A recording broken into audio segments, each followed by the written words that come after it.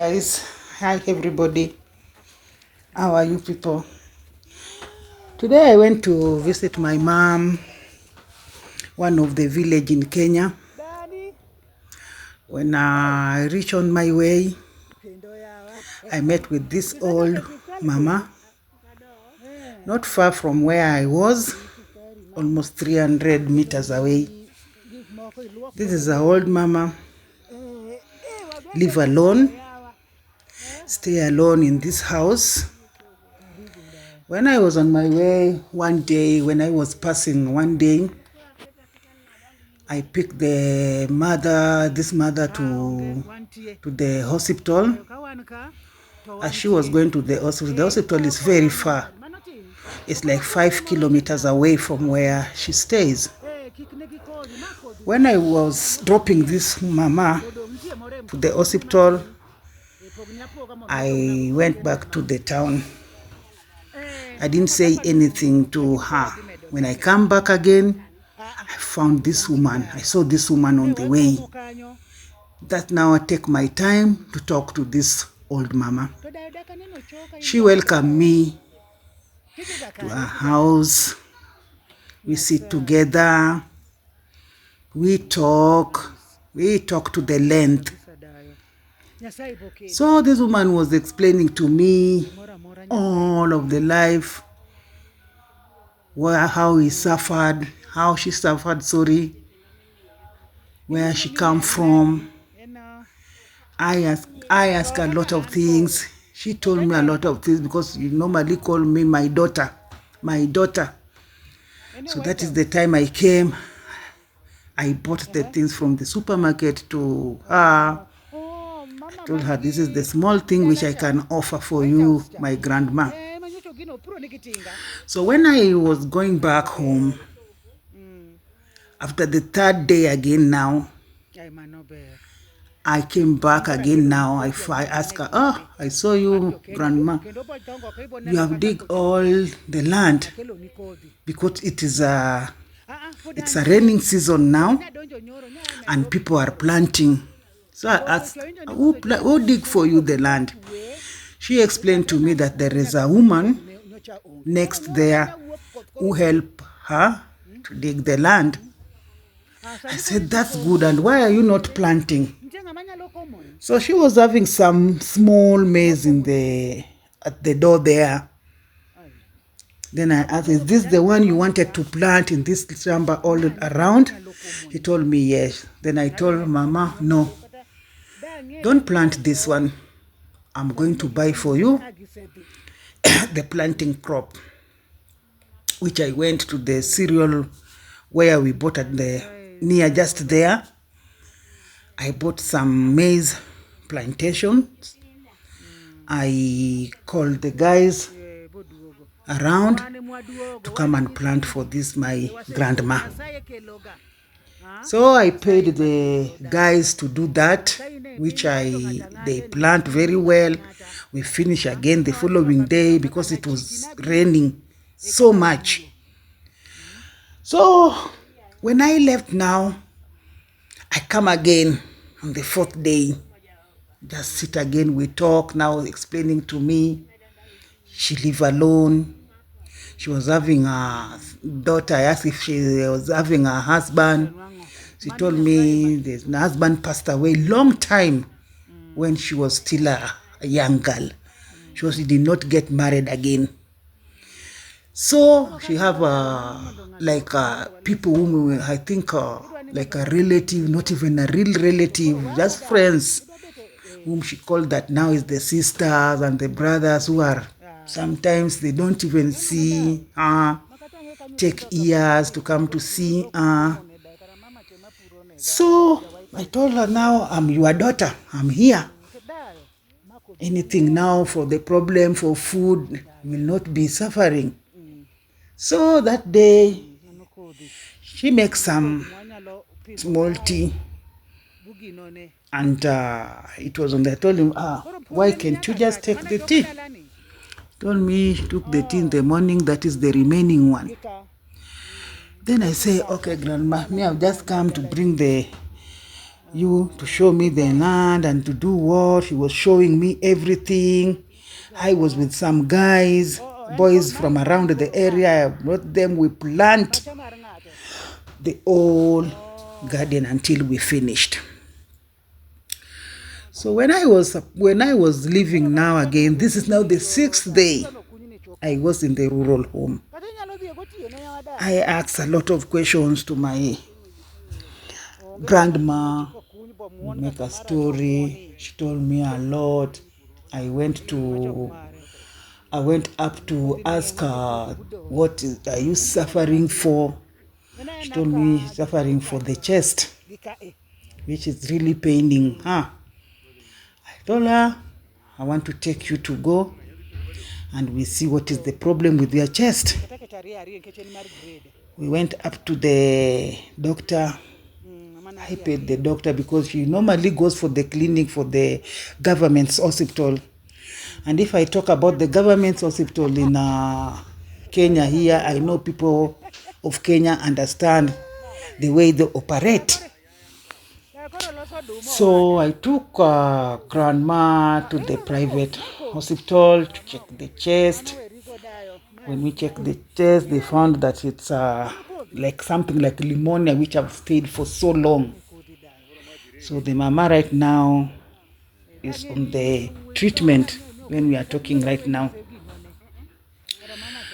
So when I left her for 3 weeks. I came back to the city. I went back again to visit Mama after 3 weeks. When I visit Mama for 3 weeks, we still talk much. We talk more. It's a very healthy Mama who can talk. She likes stories. She likes to talk, like to laugh, like to tell me all about the area, everybody. She just talk like that. But this is old Mama who lives alone. The way you see her, she lives alone in this muddy house. So she told me that sometimes she eats, sometimes she doesn't eat. Because sometimes even to cook is a problem. No one can cook for her. No one can do anything to get her water for her. It's a distance. I know the place is like from home where she stays to go and get water is like 150 meters away. I think that is far from this kind of person. 150 years. There's a well there where the people search for water, come a little with, and bring it at home. So I said, okay. So we continued talking until it get late. The rain was coming, and I said, okay, let us sit here. I still wanted to sit with you because now if I go, I know you will be alone. Let me give you some times again. We do what? We talk.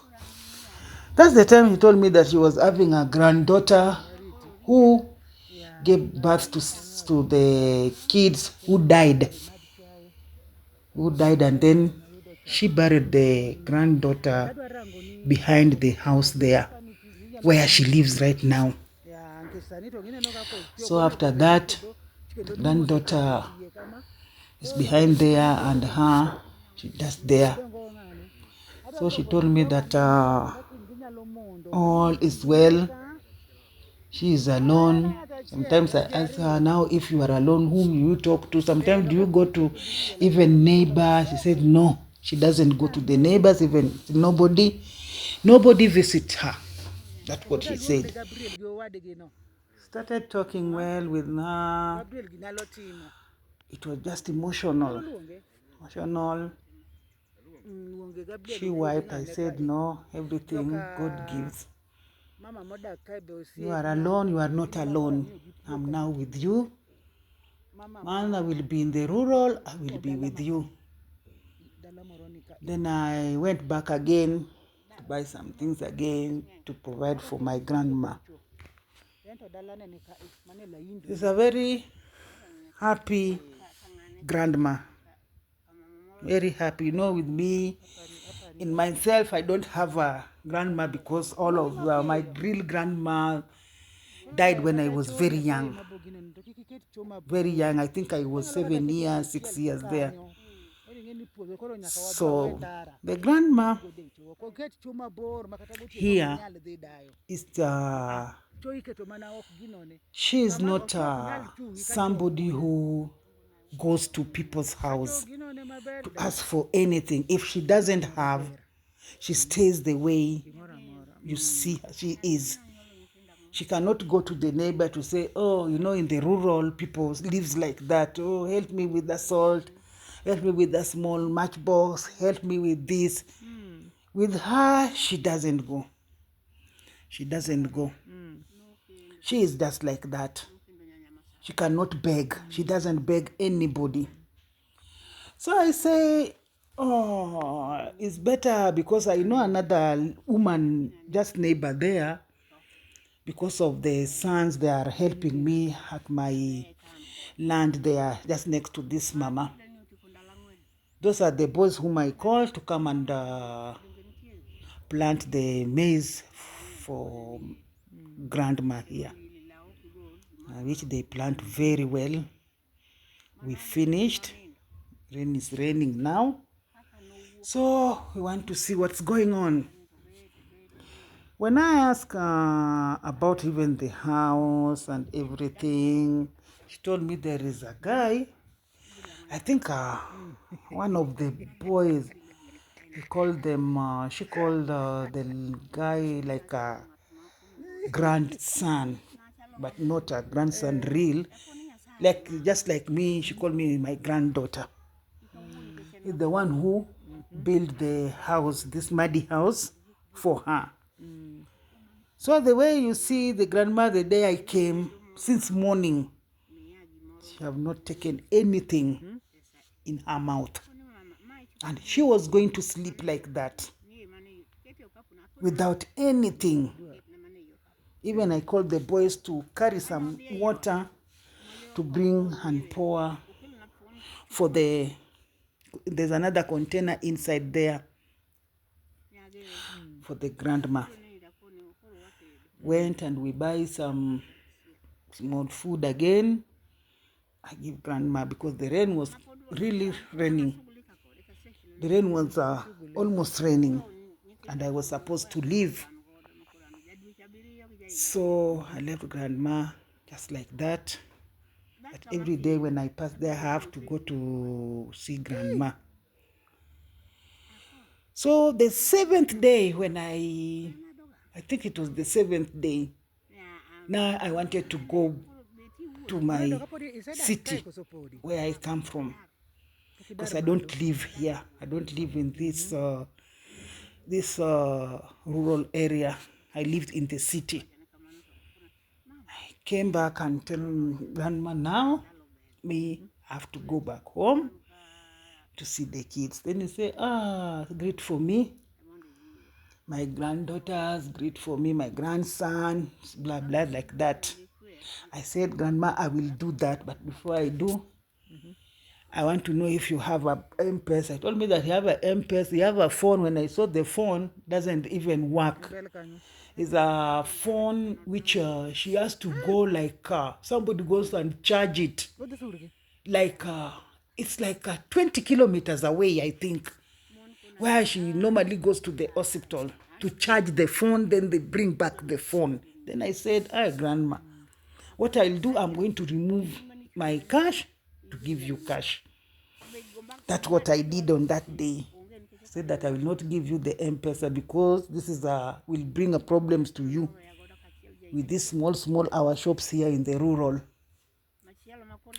So when I left the grandma, and the last thing what the grandma wanted to tell me was because I didn't see anything. I did not see anything like a toilet or a bathroom. Then I asked my grandma, and where do you people go to the toilet, or how do you taking shower? He told me, my daughter, I've never have a toilet. I've never have any toilet. Then I asked, and how do you go to the toilet? Then grandma told me, I go, the point for me where she's going, which I know it's like 200 meters. Almost 200 meters. I think that place is like 200 to 150 meters away. She normally. Then I said, and what about if it is at night? How do you go?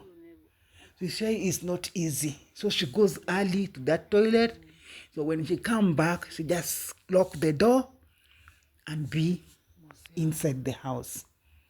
No lights, nothing.